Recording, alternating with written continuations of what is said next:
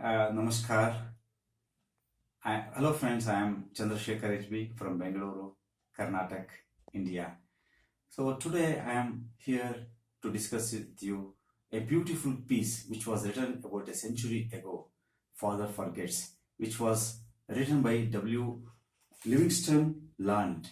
This was a very beautiful piece which was written by him.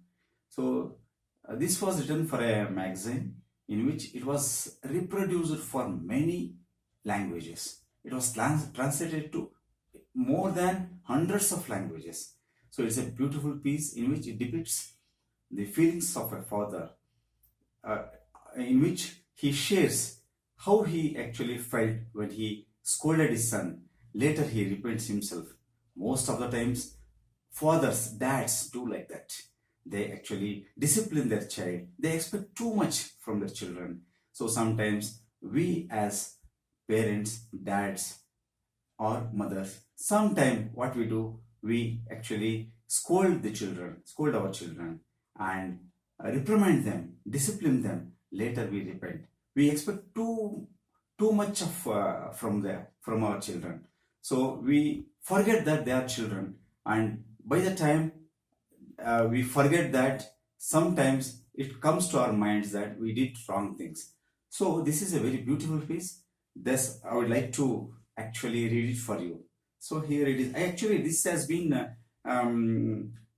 actually taken from. This has been published in this book, a famous book, How to Win Friends and Influence People. So this from book is written by Dale Carnegie. This has reference of this masterpiece. So let me read it for you. Father Forgets, W.Livingstone Larned.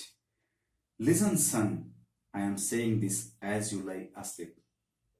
One little paw crumbled under your cheek, and the blonde curls stickily wet on your damp forehead.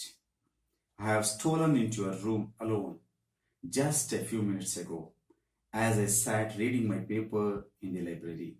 A stifling wave of remorse swept over me. Guiltily, I came to your bedside. There are the things I was thinking, son. I had been cross to you. I scolded you as you were dressing for school because you gave your face merely a dab with a towel. I took you to task for not cleaning your shoes.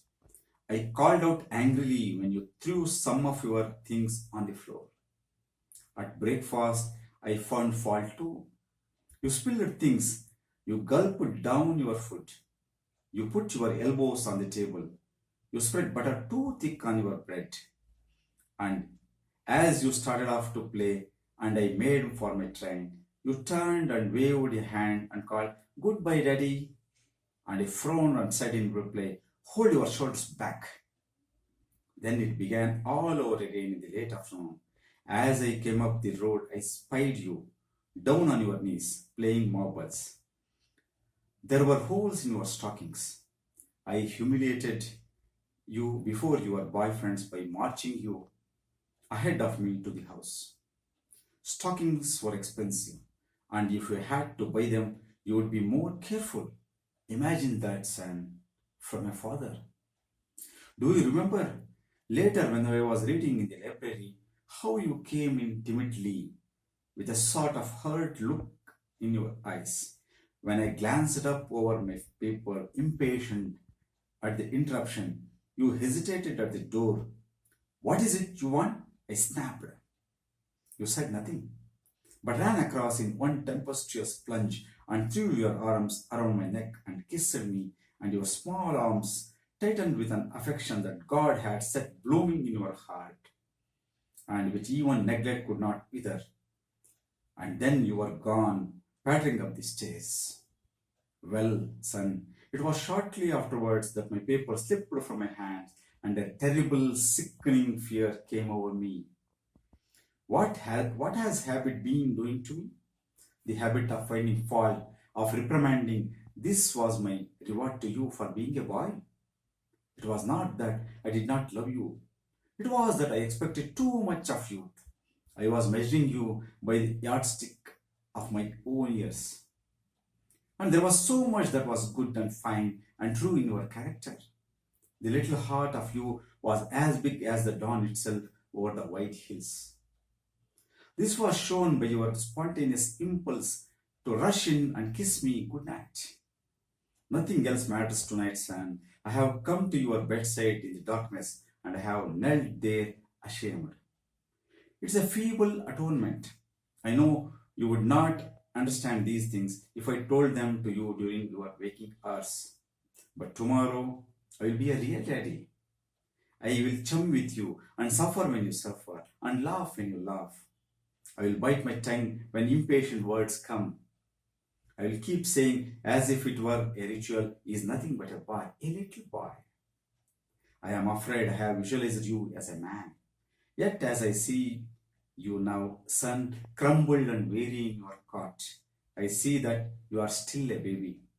Yesterday you were in your mother's arms and your head on her shoulder.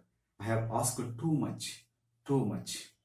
So this beautiful piece ends like this. This is very beautiful, so that this actually helps us to reflect that we should not expect too much from our children. So we should empathize with our children.